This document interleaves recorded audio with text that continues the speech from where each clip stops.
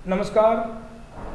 आज अपनी इस ऑनलाइन क्लासेज में अपने इसी विद्यालय का पूर्व स्टूडेंट विजेंद्र खलबदानिया, ये बहुत होनहार विद्यार्थी जिसने अभी हाल ही में पीजी की है इंटीग्रेटेड एमएससी कोर्स फिजिक्स केंद्रीय विश्वविद्यालय से, और ये मेरा प्यारा सा हमेशा प्रिय स्टूडेंट रहा है। इसके साथ ही ये वहाँ की जो फैकल्टी है केंद्रीय विश्वविद्यालय की, उनका भी चहेता विद्यार्थी रहा है, बहुत ही होनहार और इंटेलिजेंट। तो इन नवयुवकों के ताज़ा अनुभवों का फ़ायदा हमारे विद्यार्थियों को मिले, तो 12वीं बोर्ड लेवल की फिजिक्स पढ़ाने की इसकी इच्छा हो रही है। तो आप इसकी क्लास, और इसने अपने एकेडमिक स्तर पर बहुत अच्छा प्रदर्शन किया है, और आज ये पहली बार बोर्ड और पेन के साथ अपना ज्ञान, अपना अनुभव आपके साथ साझा करने जा रहा है। इसका उत्साहवर्धन करें। धन्यवाद विजेंद्र। Thank you sir. नमस्कार, दयानंद ऑनलाइन क्लासेज में आपका स्वागत है। मेरा नाम विजेंद्र है, और आज हम जो आरबीएससी की 12th की जो भौतिक विज्ञान है उसको हम स्टार्ट करेंगे। तो पहले एक बार मोटा मोटा सिलेबस के बारे में ऐसे देखें तो उसमें एनसीईआरटी की जो बुक है उसमें टोटल ये 10 इकाइयों में डिवाइड है। 10 इकाइयों में जो 10 इकाइयाँ हैं टोटल मिला के 17 चैप्टर को कवर करती है। तो अपने 12th के सिलेबस में टोटल 17 चैप्टर्स हैं। तो उसका जो इकाई फर्स्ट है वो है स्थिर वैद्युतिकी। तो स्थिर वैद्युतिकी और ये जो स्थिर वैद्युतिकी है ये टोटल 4 अध्यायों 4 चैप्टर्स को कवर करती है। तो इसका जो फर्स्ट चैप्टर है आज हम स्टार्ट करेंगे वो है विद्युत क्षेत्र। तो फर्स्ट चैप्टर स्टार्ट करने से पहले एक बार हम इस स्थिर वैद्युतिकी जो वर्ड है उसको समझ लेते हैं। तो स्थिर वैद्युतिकी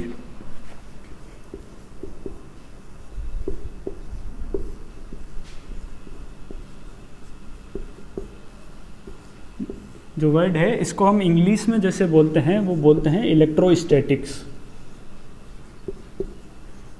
तो इलेक्ट्रोस्टैटिक्स मतलब ये वर्ड बना है 2 वर्डों से। इलेक्ट्रो मतलब ये इलेक्ट्रॉन।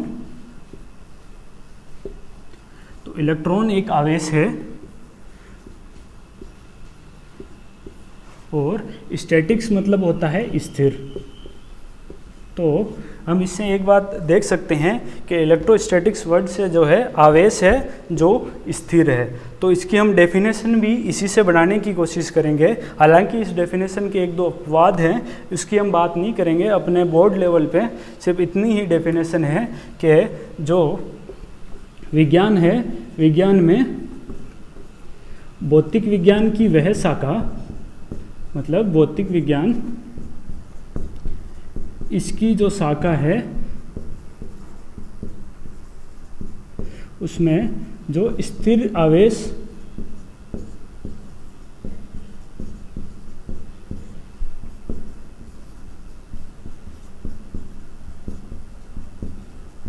तो हम इसका देखें कि विज्ञान है, विज्ञान में भौतिक विज्ञान की वह शाखा जो स्थिर आवेश से संबंधित जो अनुक्रियाएं हैं, स्थिर आवेश से संबंधित अनुक्रियाओं का जो अध्ययन करती है वो स्थिर वैद्युतिकी कहलाती है। तो एक बार फिर हम डेफिनेशन देख लेते हैं। अब इसको रटने की हमें कोई आवश्यकता नहीं है, सीधा हम इस वर्ड से ही हम समझ सकते हैं कि जैसे भौतिक विज्ञान है वो तो वर्ड से ही दिख रहा है कि विज्ञान की शाखा है एक। तो हम ऐसे बोल सकते हैं कि भौतिक विज्ञान की वह शाखा जो स्थिर आवेश से संबंधित अनुक्रियाओं का अध्ययन करती है वो स्थिर वैद्युतिकी कहलाती है। ये आपको समझ में आ गया होगा। तो ये डेफिनेशन ये सीधी हो जाएगी। तो इसके बाद में हम क्या करते हैं कि इसके अपवाद है उसकी अब यहाँ पे बात नहीं करेंगे। हम करते हैं फर्स्ट जो अपना चैप्टर है विद्युत क्षेत्र, उसको स्टार्ट करते हैं। तो विद्युत क्षेत्र को हमें समझने के लिए हमें सबसे पहले इसके बैकग्राउंड पे जाना पड़ेगा कि इसमें क्या क्या चीज़ें काम आती है। तो इसमें सबसे बड़ी जो चीज़ है, हमने थोड़ी देर पहले ये वर्ड लिखा था, इसे हम पहले जान पहचान कर लेते हैं। ये जो है ये क्या है, विद्युत आवेश। अब विद्युत आवेश क्या चीज़ है, तो विद्युत आवेश एक किसी द्रव्य का एक नेज गुण है। नेज गुण मतलब क्या होता है? मतलब नेज गुण, जिसको हम इंग्लिश में जो बोलते हैं इंट्रिंसिक प्रॉपर्टी। तो नेज गुण ये क्या है? विद्युत आवेश किसी द्रव्य का एक नेज गुण है। नेज गुण इंट्रिंसिक प्रॉपर्टी वो होती है कि जब द्रव्य बन रहा होता है, जब उसका उद्भव या उद्गम होता है, तो ये प्रॉपर्टी भी उसी के साथ उद्गमित हो जाती है। ये वैसा ही कुछ है जैसे अपनी बॉडी का है। जैसे हम जन्म लेते हैं तो अपना कुछ मास होता है, जैसे मेरा कुछ मास है, मेरा मास जैसे 200 किलोग्राम है, तो इसका मतलब ये नहीं है कि हम इस मास को आगे डिफाइन करें। तो इसका यही होता है कि जो जैसे मेरा उद्गम हुआ था, जैसे मैंने जन्म लिया था, तो मेरा कुछ मास है, वैसे ही द्रव्य जैसे बनता है तो उसका जो एक नेज गुण है, जो इंट्रिंसिक प्रॉपर्टी जो बनती है, वो एक विद्युत आवेश है। तो इसको आगे समझने के लिए इसकी डेफिनेशन आगे बनाई थी। तो इसका पहले एक हिस्ट्री हम देख लेते हैं कि 600 वर्ष, सबसे पहले 600 वर्ष ईसा पूर्व, मतलब अभी जैसे चल रहा है 2020 ईस्वी चल रही है, तो 20 ईस्वी से भी 600 ईसा पूर्व मतलब 2620 साल पहले एक ग्रीस के वैज्ञानिक वे थे थेल्स ने क्या देखा कि दो चीज़ें, जैसे एक था एम्बर क्या है अभी बताते हैं, और एक ऊन का कपड़ा जिसे हम फर भी बोलते हैं। तो एम्बर होता है एक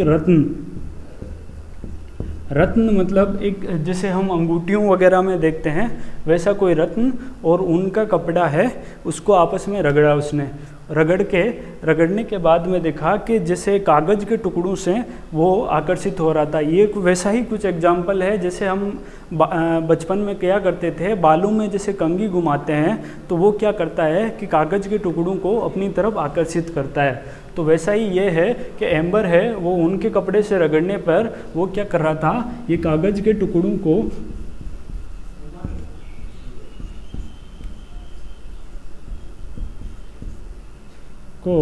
आकर्षित कर रहा था।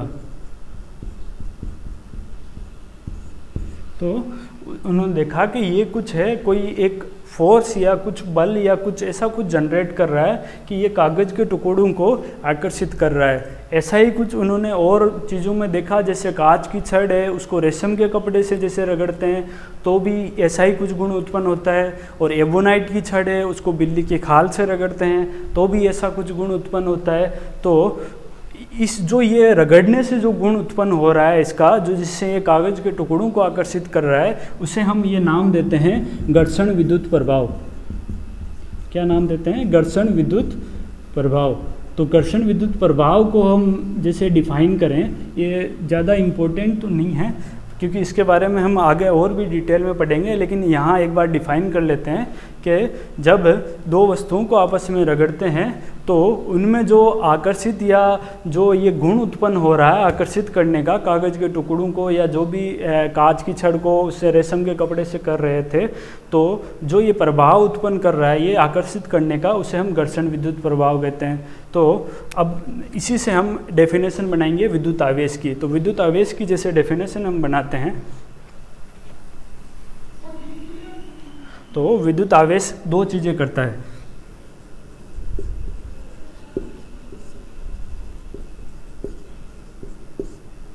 उत्पन्न और अनुभव। तो अब ये क्या चीज़ है, इसको देखने के लिए हम पहले एक बार 11th क्लास का एक अपना चैप्टर था, ग्रेविटेशनल फील्ड नाम से था, गुरुत्वीय क्षेत्र नाम से। तो उसमें क्या था, उसमें हम देखते थे कि पृथ्वी जो है, या जो दो मास है, पृथ्वी को छोड़ के एक बार देख लेते हैं कि दो मास है, जो दो द्रव्यमान हैं, वो क्या करते हैं, एक दूसरे को आपस में आकर्षित करते हैं। तो वो जो बल था अपना, उसे हम गुरुत्वीय बल बोलते थे। और उसके बाद में ये हम पढ़ा था कि एक गुरुत्वीय क्षेत्र भी होता है जो बल बटा एम के बराबर होता है, द्रव्यमान ये बल बटा द्रव्यमान के बराबर होता है, और जिसे हम ये भी डिफाइन करते थे Gm/r स्क्वायर से। तो उसमें ये क्या था कि जो ये गुरुत्वीय क्षेत्र है, ये इस मास की वजह से एक ऐसा फील्ड जनरेट हो रहा है जो कि दूसरे मास को अपने जो एरिया में इस फील्ड में जैसे आएगा, इस क्षेत्र में जैसे आएगा गुरुत्वीय क्षेत्र में, तो वो आकर्षित करेगा अपने पास। तो ये विद्युत आवेश भी कुछ ऐसा है, क्योंकि इसमें देखो गुरुत्वीय क्षेत्र है वो मास की वजह से भी उत्पन्न हो रहा है, मास की वजह से उत्पन्न भी हो रहा है, और दूसरा मास है वो यदि ये मास दूसरे के किसी गुरुत्वीय क्षेत्र में जाएगा तो भी एक गुरुत्वीय बल अनुभव करेगा और ये खुद भी उत्पन्न कर रहा है। तो वैसा ही कुछ यहाँ पे है, जो विद्युत आवेश है वो दो चीज़ें उत्पन्न भी करता है और अनुभव भी करता है। वो क्या चीज़ें हैं? एक विद्युत क्षेत्र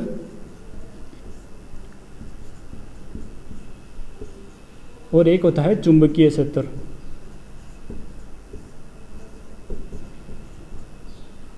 तो इसकी हम डेफिनेशन यहाँ से बना सकते हैं कि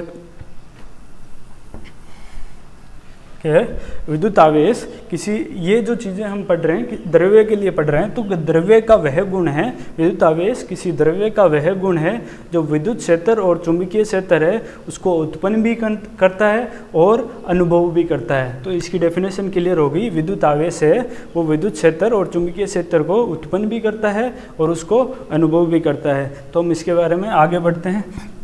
तो हम पढ़ते हैं कि विद्युत आवेश कितने प्रकार का होता है, विद्युत आवेश के टाइप। विद्युत आवेश के प्रकार, तो ये दो टाइप का होता है। एक होता है धनात्मक आवेश, एक होता है ऋणात्मक आवेश। इसको हम प्लस नाम देते हैं धनात्मक, और इसको हम देते हैं माइनस नाम देते हैं, पॉजिटिव और नेगेटिव चार्ज, पॉजिटिव चार्ज और नेगेटिव चार्ज। तो अब ये पॉजिटिव चार्ज और नेगेटिव चार्ज का कैसे आया कि हम इसको समझने के लिए एक एक्सपेरिमेंट है उसको देखते हैं सबसे पहले।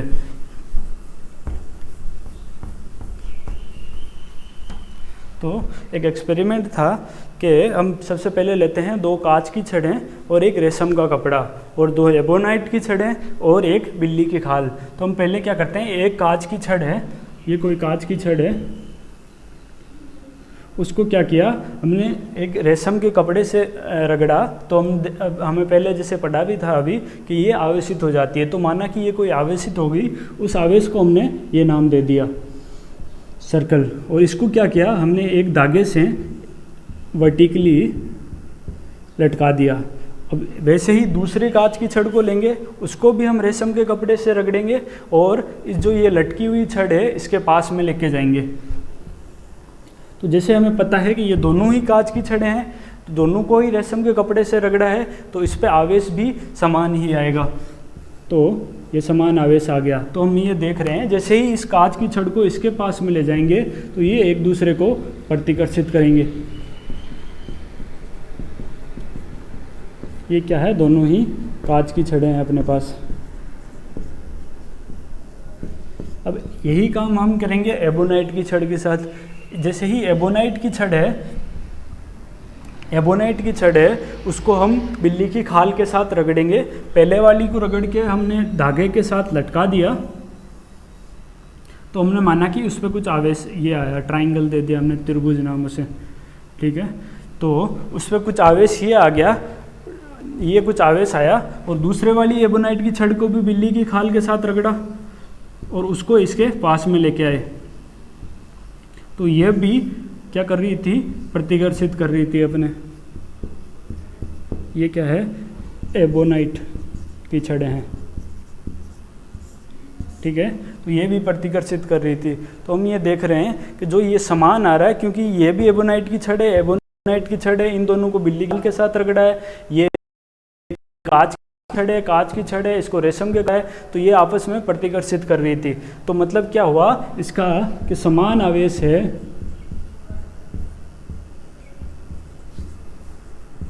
वो समान आवेश को प्रतिकर्षित करता है।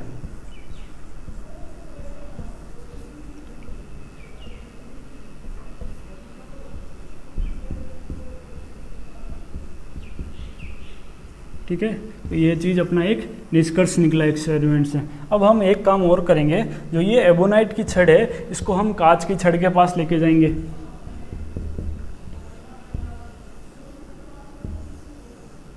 तो जैसे ये कांच की छड़ है, इस पे ये आवेश है, ये एबोनाइट की छड़ है, इस पे ये आवेश है। तो हमने देखा कि ये जो विपरीत आवेश वाली छड़ें हैं ये क्या कर रही थी, एक दूसरे को आकर्षित कर रही थी। तो इससे एक निष्कर्ष और निकल गया कि जो विपरीत आवेश हैं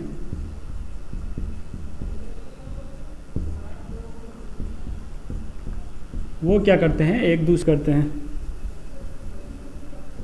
तो इसके बाद क्या हुआ कि बेंजामिन फ्रैंकलिन ने जब ये अपना एक्सपेरिमेंट देखा तो बेंजामिन फ्रैंकलिन ने जो ये कांच की छड़ पे जो आवेश आया था इसको जो नाम दिया वो दिया धनात्मक आवेश, और जो ये एबोनाइट की छड़ पे जो आया था उसको दिया ऋणात्मक आवेश। तो ठीक है, तो सबसे पहले ये बात होगी कि ये धनात्मक आवेश और ऋणात्मक आवेश नाम किसने दिया था, ये दिया था अपने बेंजामिन फ्रैंकलिन ने।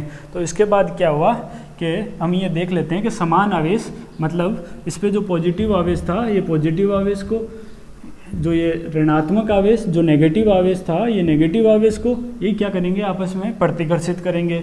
और ये जो विपरीत आवेश मतलब प्लस और जो माइनस है, माइनस और जो प्लस है, ये एक दूसरे को क्या करेंगे, आकर्षित करेंगे।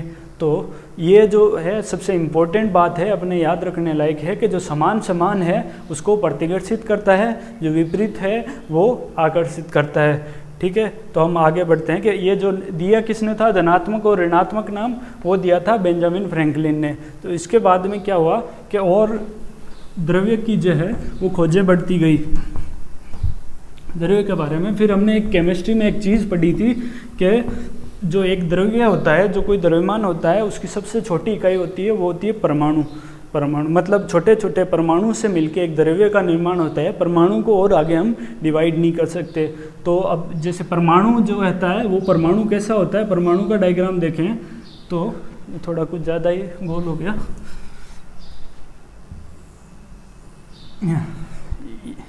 परमाणु होता है, उसके भीतर होता है केंद्र पे एक नाभिक होता है जो जिसमें दो पार्टिकल कण होते हैं, प्रोटॉन और न्यूट्रॉन। ये क्या है, अपना नाभिक है। और इस नाभिक के चारों ओर कक्षाओं में एक चक्कर लगाते हैं, वो लगाते हैं इलेक्ट्रॉन। ये हमने पढ़ा होगा, केमिस्ट्री में आता है। जैसे कि नाभिक होता है, नाभिक में दो प्रोटॉन और न्यूट्रॉन होते हैं, उसके चारों ओर इलेक्ट्रॉन चक्कर लगाते हैं। तो क्या होता है कि जो प्रोटॉन जो होता है वो तो होता है, जो P से डिनोट करते हैं हम, वो होता है धनात्मक आवेशित, और जो इलेक्ट्रॉन जो होता है वो होता है ऋणात्मक आवेशित।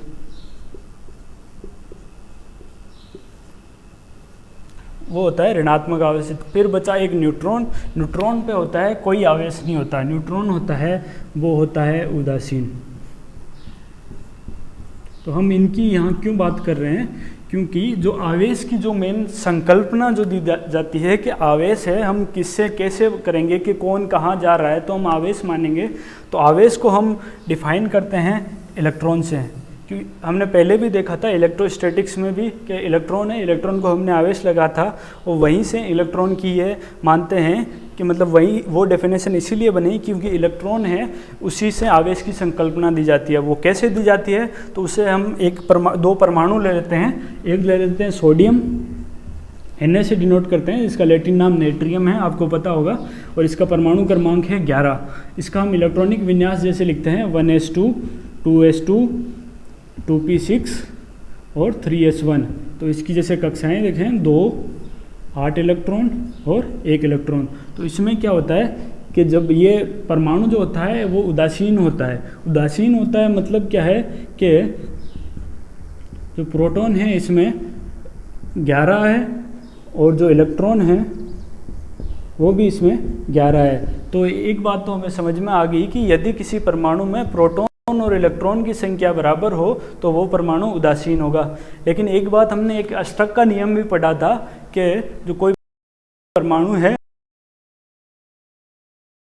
वो स्थायित्व को प्राप्त करना है। स्थायित्व के लिए कहता है कि बाह्यतम जो कोश है उसमें 8 इलेक्ट्रॉन होने चाहिए। यहाँ कितने हैं इसके पास, 1 इलेक्ट्रॉन। तो ये दो कंडीशन बना सकता है कि बाह्यतम कोश या तो इसको बना ले या फिर 7 इलेक्ट्रॉन ले ले। इसका मतलब क्या है, या तो 1 इलेक्ट्रॉन त्याग दे और या 7 इलेक्ट्रॉन ग्रहण कर ले। तो यह पॉसिबिलिटी तो बहुत कम है, क्योंकि कौन सब हर कोई आलसी होता है, इसका मतलब तो यही हुआ कि जो काम सबसे इजी है वो वही करना चाहेगा। अब ये काम सबसे इजी है, 7 इलेक्ट्रॉन ग्रहण करने में इसको पूरा जोर आ जाएगा, तो ये क्या करेगा, 1 इलेक्ट्रॉन त्याग देगा। 1 इलेक्ट्रॉन इसने त्यागते ही तो इसमें कितने बचे इलेक्ट्रॉन, 10, और इसमें प्रोटॉन कितने हैं, 11। तो कौन ज़्यादा हो गया, प्रोटॉन 11 हो गए। तो इसका मतलब ये क्या हुआ कि इसमें प्रोटॉन होता है धनात्मक आवेशित होता है, तो ये सोडियम क्या हो गया, ये हो गया धनात्मक आवेशित, तो ये बन जाता है Na+। तो ये समझ में आ गया कि इलेक्ट्रॉन के त्यागने पे उस पर आवेश आ गया। अब ऐसा ही कुछ हम क्लोरीन का एक एग्जाम्पल देख लेते हैं। इसका परमाणु क्रमांक होता है 17। इसका हम इलेक्ट्रॉनिक विन्यास जैसे लिखते हैं 1s2 2s2 2p6 3s2 3p5 2 8 7। तो इसमें क्या है, बाह्यतम कोश में 7 इलेक्ट्रॉन है, तो पॉसिबिलिटी क्या है, या तो 7 इलेक्ट्रॉन त्यागे और या 1 इलेक्ट्रॉन ग्रहण करे। पर ये आलसी है, ये क्या करेगा, 1 इलेक्ट्रॉन ग्रहण करेगा। तो 1 इलेक्ट्रॉन ग्रहण करेगा मतलब इसके पास पहले कितने थे, 17 प्रोटॉन थे, 17 ही इलेक्ट्रॉन थे, लेकिन ये क्या कर रहा है, 1 इलेक्ट्रॉन ग्रहण कर रहा है, तो इसके पास हो गए 18 इलेक्ट्रॉन और 17 प्रोटॉन। तो इसका मतलब क्या हुआ कि इलेक्ट्रॉन की संख्या ज़्यादा होगी, इलेक्ट्रॉन संख्या ज़्यादा होगी मतलब इस पर ऋणात्मक आवेशित हो गया ये, तो ये Cl-। तो इससे ये समझ में आ गया होगा कि इलेक्ट्रॉन का त्यागना और ग्रहण करना, जब कोई परमाणु है वो इलेक्ट्रॉन त्यागता है या फिर ग्रहण करता है तो वो आवेशित हो जाता है। इसीलिए जो आवेश की संकल्पना, जो विद्युत आवेश की जो संकल्पना दी जाती है उसे दी जाती है। तो हम इसके आगे बढ़ते हैं। ये स्टार्टिंग थोड़ा विद्युत आवेश का एक्सपेरिमेंटल है, उस कल से पूरा न्यूमेरिकल पोर्शन स्टार्ट हो जाएगा। तो अब आगे बढ़ते हैं। तो हम एक काम करते हैं, इलेक्ट्रॉन के एक जो पदार्थ होते हैं उनको चालन के आधार पर 2-3 भागों में बांटते हैं स्पेशली, लेकिन हम यहाँ पर 2 की बात करेंगे, एक चालक और एक कुचालक। अब ये क्या चीज़ है, ये है मुक्त इलेक्ट्रॉन की गति के आधार पर होता है। अब ये क्या है कि ये हम जो क्लासिफिकेशन कर रहे हैं, जो हम इनको 2 भागों में जो बांटा है वो किस आधार पर बांटा है कि वह पदार्थ जिसमें इलेक्ट्रॉन मुक्त रूप से गति कर ले या फिर नहीं करे, तो उसके आधार पर चालक और कुचालक 2 हो गए, कंडक्टर और इंसुलेटर। तो कंडक्टर चालक किसे बोलते हैं कि वह पदार्थ जिसमें इलेक्ट्रॉन मुक्त रूप से आसानी से गति कर ले, और कुचालक जो बोलते हैं वह पदार्थ जिसमें इलेक्ट्रॉन है वो मुक्त रूप से आसानी से गति नहीं कर पाए। एक तीसरा पदार्थ भी होता है अर्धचालक, वो इसमें 12th के एंड में आता है, चैप्टर होता है, उसकी हम अभी बात नहीं करेंगे, हम अपने काम का बस अभी इतना ही है। तो चालक हो गया कि मुक्त इलेक्ट्रॉन जो है वो क्या कर रहा है,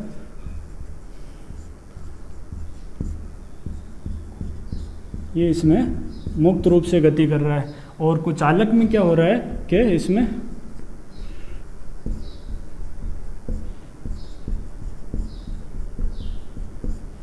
मुक्त रूप से गति नहीं कर पा रहा है। तो ये आगे दो भागों में अपने पदार्थों को बांट दिया। अब ये काम कहाँ आएंगे, पहले इसका एग्जाम्पल देख लेते हैं एक बार। ये जो है इसका एग्जाम्पल है तांबा, और मतलब जो धातुएं होती है वो नॉर्मली चालक होती है, तांबा चांदी जो भी है, और इसमें जो आता है ये जो प्लास्टिक है, ये लकड़ी है,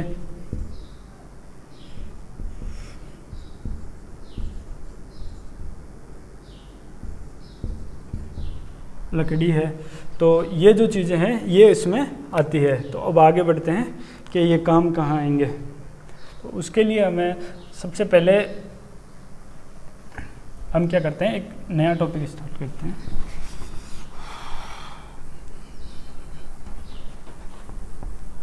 तो अपना अगला टॉपिक है जिसमें चालक और कुचालक पदार्थ काम आएंगे, वो है आवेशन की विधियाँ।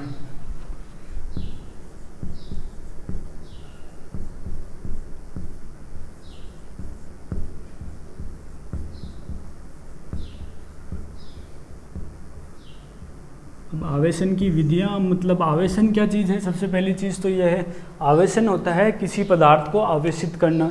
अब इसको आवेशित कैसे कैसे कर सकते हैं, तो हम इसकी 3 विधियाँ लेते हैं। पहली विधि जिसमें है घर्षण द्वारा आवेशन।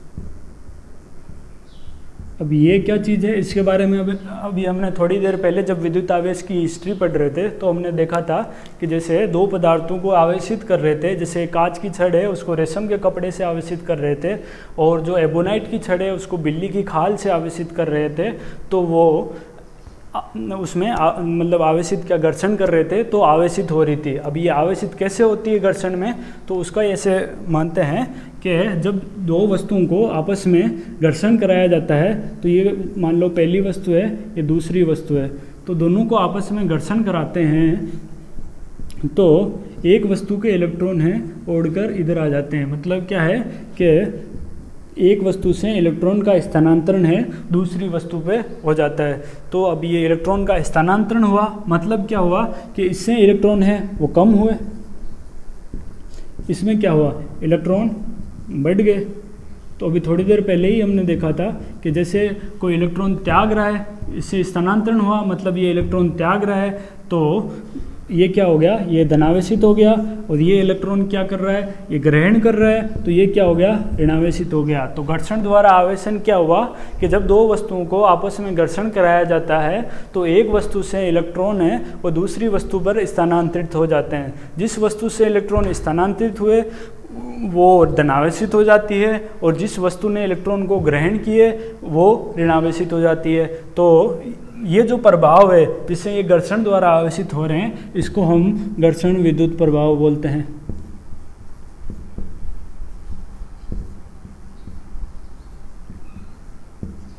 तो हमने देख लिया कि घर्षण द्वारा आवेशन कैसे हुआ कि इलेक्ट्रॉन का स्थानांतरण द्वारा हुआ, इसमें एक वस्तु धनावेशित हो गई, एक वस्तु ऋणावेशित हो गई। अब दूसरी चीज़ हम देखते हैं, इसमें दूसरी जो आवेशन की विधि है वो स्पर्श द्वारा आवेशन या संपर्क द्वारा आवेशन। अब ये संपर्क द्वारा आवेशन क्या चीज़ है, तो या कांटेक्ट भी बोलते हैं इसको। तो क्या करते हैं कि एक जो आवेशित वस्तु है, माना कि ये कोई वस्तु ली हमने जो आवेशित है, इसके नीचे प्लास्टिक छड़ रख दी हमने, कोई प्लास्टिक की कोई वस्तु रख दी,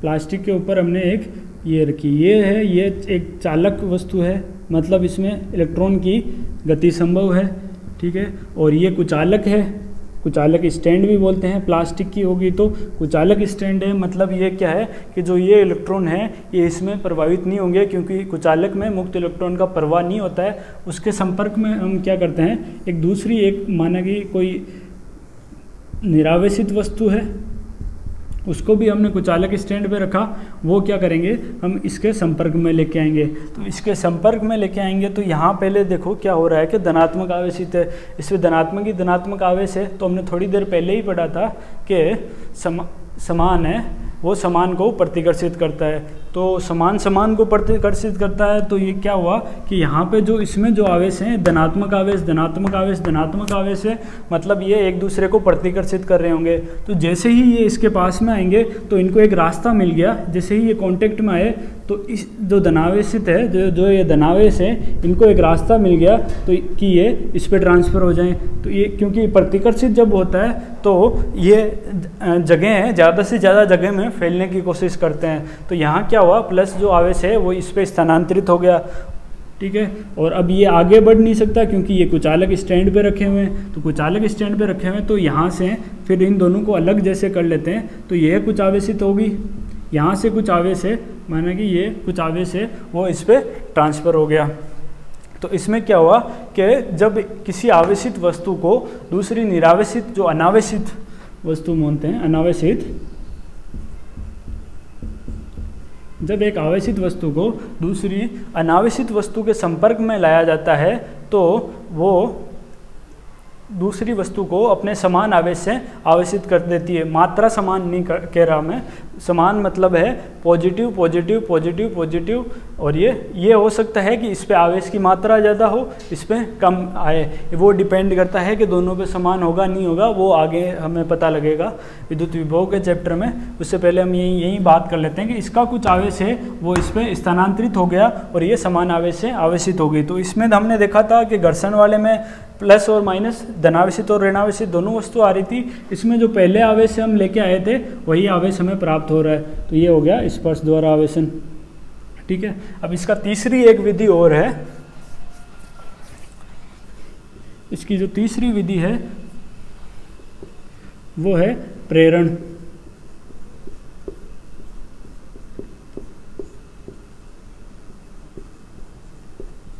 अब ये प्रेरण द्वारा आवेशन क्या चीज़ है? प्रेरण मतलब है प्रेरित करना। प्रेरित कैसे? कि जैसे मोटिवेशनल वीडियो देख के हम प्रेरित होते हैं, वैसे ही कुछ प्रेरित है इसमें। इसमें क्या करते हैं, हम एक धातु का गोला लेते हैं, ठीक है, जिसको हमने कुचालक स्टैंड पे रखा। कुचालक स्टैंड पर हम इसलिए रखते हैं कि पृथ्वी जो है उसको हम सबसे बड़ा एक इलेक्ट्रॉन का भंडार मानते हैं या कोई भी आवेश का भंडार मानते हैं। तो जैसे ही कोई वस्तु सीधी संपर्क में आवेशित आती है तो वो भू संपर्कित होने पर वो आवेश है वो सारा का सारा उसमें ट्रांसफ़र हो जाता है। तो ऐसा ही कुछ है, इसीलिए हम यहाँ पे कुचालक स्टैंड ले रहे थे, यहाँ पे कुचालक स्टैंड ले रहे थे कि अपना जो आवेश है वो यहाँ से चालक अगर लेंगे तो यहाँ से स्थानांतरित ये भू संपर्कित हो जाएगा और ये पृथ्वी में चला जाएगा, जो कि हम नहीं चाहते। हम चाहते हैं कि इसी पे आवेश है वो इसी पे रहे। तो यहाँ पे हम क्या करेंगे, एक कोई गोला लिया हमने, ठीक है, उसको हमने कुचालक स्टैंड पे रख दिया। ये जो है ये प्रारंभ में अनावेशित है, ठीक है, ये प्रारंभ में अनावेशित है। हम क्या करेंगे, एक कोई छड़ है जो ऋणावेशित है उसको हम इसके पास में लाए। तो अब क्या होगा, जैसे ऋणावेशित है, अब ये जो अनावेशित है इसका मतलब ये थोड़ी है कि इस पर कोई आवेश नहीं है। हमने तो देखा ही था कि उदासीन जो होता है उसका मतलब ये होता है कि उसमें प्रोटॉन और न्यूट्रॉन जो धनात्मक आवेश और ऋणात्मक, प्रोटॉन और इलेक्ट्रॉन जो धनात्मक आवेश और ऋणात्मक आवेश है उनकी जो मात्रा है वो समान है। तो अब इसमें भी समान मात्रा है, तो मानेंगे ये जैसे ये हो गया, ये समान मात्रा है इसलिए ये उदासीन हो गया। तो अब क्या होगा, जैसे ही ये नेगेटिव छड़ लेके आए हम तो इसका जो धनात्मक जो आवेश है वो इससे आकर्षित होगा और ऋणात्मक आवेश है वो इससे प्रतिकर्षित होगा। तो जैसे ही धनात्मक आवेश ऋणात्मक आवेश से प्रतिकर्षित हो रहा है तो एक साइड में अपने पास क्या हो गया, इस धातु के गोले पे जो है वो एक साइड में धनात्मक आवेश आ गया, एक साइड में ऋणात्मक आवेश आ गया। तो हम क्या करते हैं, ये जो ऋणात्मक आवेश वाली साइड है उसको हमने भू संपर्कित कर दिया। भू संपर्कित मतलब अर्थिंग कर दिया, अर्थिंग हम जानते हैं जैसे वर्ड, तो इसको भू संपर्कित किया तो ये जो इलेक्ट्रॉन है ये इस पर स्थानांतरित हो गए। तो इसमें क्या हुआ, इसमें इलेक्ट्रॉन कम हो गए, मतलब ये इलेक्ट्रॉन त्याग दिया इस धातु के गोले ने, तो ये क्या हो गया, ये धातु का गोला धनावेशित हो गया। ठीक है, तो ये प्रेरण द्वारा आवेशन हो गया कि जब किसी एक ऋणात्मक जो छड़ है उसको हम किसी अनावेशित धातु के गोले के संपर्क में लाते हैं। संपर्क में मतलब इसमें हमने टच नहीं किया, हमने दूर से बस प्रेरित किया था। प्रेरित करने का ये दूर से प्रेरित का एग्जाम्पल हम समझ लेते हैं कि जैसे बचपन में हम पापा के पीछे से खेलने जाते थे, तो जैसे ही ग्राउंड में पापा आते दिखते थे तो हम दूसरा रास्ता पकड़ के घर भाग जाते थे। तो ये यहाँ पे जो नेगेटिव जो चार्ज है वो भी इस छड़ को देख के वैसा ही कुछ कर रहा है कि जैसे ही ये छड़ दिखी, ये नेगेटिव चार्ज है, ये इसकी तरफ आ रही है तो ये प्रतिकर्षित होके ये दूसरी साइड भाग रहा है। ठीक है, और जो ये धनावेशित है वो देखा था हमने कि विपरीत जो आवेश हैं वो एक दूसरे को आकर्षित करते हैं, तो ये हुआ, ये इसको आकर्षित कर रही है। तो ये हुआ प्रेरण द्वारा आवेशन हुआ कि किसी धातु की छड़ को, किसी ऋणावेशित छड़ को धातु के गोले के पास में लाते हैं तो बिना टच किए ही उस पर ये जो गोला है वो धनावेशित हो जाता है। तो ये हो गया प्रेरण द्वारा आवेशन हो गया। तो अब तीनों में डिफरेंस क्या हुआ, अगर हम डिफरेंस की बात करें तो इन सबसे बड़ा डिफरेंस अपने पास यही आ रहा है कि ये इसमें घर्षण द्वारा आवेशन में एक वस्तु धनावेशित और एक वस्तु ऋणावेशित हो रही है, मतलब इसमें प्लस और माइनस दोनों चार्ज आ रहे हैं अपने पास। स्पर्श द्वारा आवेशन में ये हुआ कि जो जिस चार्ज का हम जिस चार्ज को हम दूसरे अनावेशित गोले के पास में लेके आ रहे हैं वही चार्ज हमें प्राप्त हो रहा है, मतलब एक सिंगल चार्ज हमें प्राप्त हो रहा है। इसमें क्या हो रहा है कि हम जिस चार्ज को हमें प्राप्त करना है उसका हम विपरीत चार्ज लेके आ रहे हैं, तभी हमें प्लस चार्ज प्राप्त हो रहा है। तो सबसे बड़ा डिफरेंस है ये यही हुआ कि इसमें चार्ज कैसा प्राप्त होता है। तो ये हो गया प्रेरण द्वारा आवेशन, ये आवेशन की विधियाँ होगी।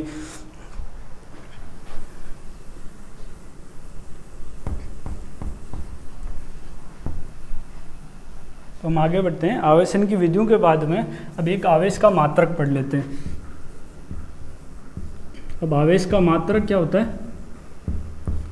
तो जो एसआई यूनिट है उसमें हम आवेश का मात्रक देते हैं। अब एसआई यूनिट क्या होती है वो आपको पता होगा, 11th क्लास में जो फर्स्ट चैप्टर है उसमें ये बताते हैं कि एसआई यूनिट क्या है। तो उसमें उस हिसाब से जो आवेश का मात्रक जो होता है वो होता है कूलम। इसको COULOMB कूलम होता है। एसआई यूनिट में आवेश का जो मात्रक होता है वो होता है कूलम होता है, ठीक है। तो अब एसआई यूनिट और फिर एसआई यूनिट में भी ये जो मात्रक है वो आपने होती है पद्धति और एक होती है सीजीएस पद्धति होती है। तो अब जैसे ही ये जो है हम एमकेएस में लेते हैं कूलम को, तो सीजीएस पद्धति में है उसको इसका हम मात्रक लेते हैं स्टेट कूलम। स्टेट कूलम मतलब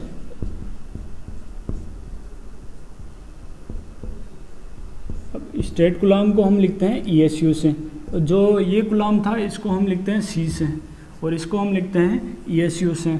जो अपना एक कूलम जो होता है वो 3 × 10⁻9 ESU के बराबर होता है, इलेक्ट्रोस्टैटिक यूनिट। तो स्टेट कूलम मतलब हो गया ये जो सीजीएस में अगर हमें लेना है तो 3 × 10⁻9 ESU लेना है। अब इसकी विमा बनानी है। विमा बनाने के लिए हमें पता है कि जो मेन अपने पास 7 मात्रक है उसको लेके हम विमा बनाते हैं। उसमें 7 कौन कौन से हैं, एक है द्रव्यमान, द्रव्यमान को हम डिनोट करते हैं M से। एक होती है लंबाई होती है जिसको हम L से लिखते हैं। एक समय होता है जिसको हम T से लिखते हैं। और कौन सा रह गया, एक धारा होती है उसको एम्पियर से लिखते हैं। एक तापमान होता है उसको हम K से लिखते हैं। एक मोल होते हैं उसको हम मोल से लिख देते हैं। और एक कैंडेला, ये है, ये हमें 7 मेन मात्रक दिए गए हैं। इसी के आधार पर हम विमा बनाते हैं। अब इसमें से कूलम तो किसी में नहीं आ रहा, तो कूलम की हम विमा कैसे बनाएंगे।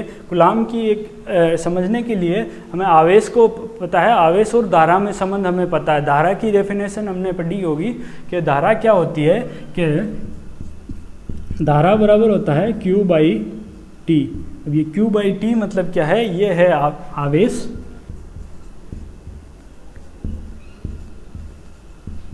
ये क्या चीज़ है, ये है विद्युत आवेश। और ये क्या है, ये है समय। और ये है क्या है, धारा। तो धारा क्या होती है कि प्रति एकांक समय में किसी चालक से प्रवाहित विद्युत आवेश को हम धारा कहते हैं। तो ये जो समय है, समय का मात्रक क्या होता है अपने पास, सेकंड होता है। और धारा का क्या होता है अपने पास, एम्पियर होता है। तो विद्युत आवेश का क्या हो गया, A/T मतलब एम्पियर इंटू सेकेंड। तो एम्पियर इंटू सेकेंड, एम्पियर और सेकेंड मतलब का यूनिट बनाते हैं हम। इसकी विमा कैसे बनाएंगे कि मास इसमें नहीं है, लंबाई इसमें नहीं है, समय है, समय की एक मात्रा है, समय है और धारा है अपने पास। तो जो कूलम है, कूलम की विमा होती है M0 L0 T1 A1। तो इसके बाद कुछ आपने पढ़ा होगा 10 की घात में, जैसे होता है कि 10 की घात -6 होता है, उसको हम लिखते हैं माइक्रो। जो 10 की घात -9 होता है उसको हम लिखते हैं नैनो। ये बहुत ही इम्पोर्टेंट यूनिट है, इसमें बहुत ज़्यादा काम आती है इलेक्ट्रिक चार्ज के चैप्टर में। और जो 10 की घात -12 होता है वो होता है पिको। और एक 10 की घात -3 होता है वो होता है मिली। इसको हम लिखते हैं म्यू से, इसको लिखते हैं एन से, इसको लिखते हैं पी से, इसको लिखते हैं स्मॉल एम से। तो अब इससे हम बना सकते हैं कि 1 माइक्रो कूलम बराबर कितना हो गया, 1 माइक्रोकुलाम बराबर क्या हो गया, 10 की पावर -6 कूलम। अब ऐसे ही 1 नैनो कूलम बराबर कितना हो गया, 10 की घात -9 कूलम। 1 पीको कूलम बराबर कितना हो गया, 10 की घात -12 कूलम।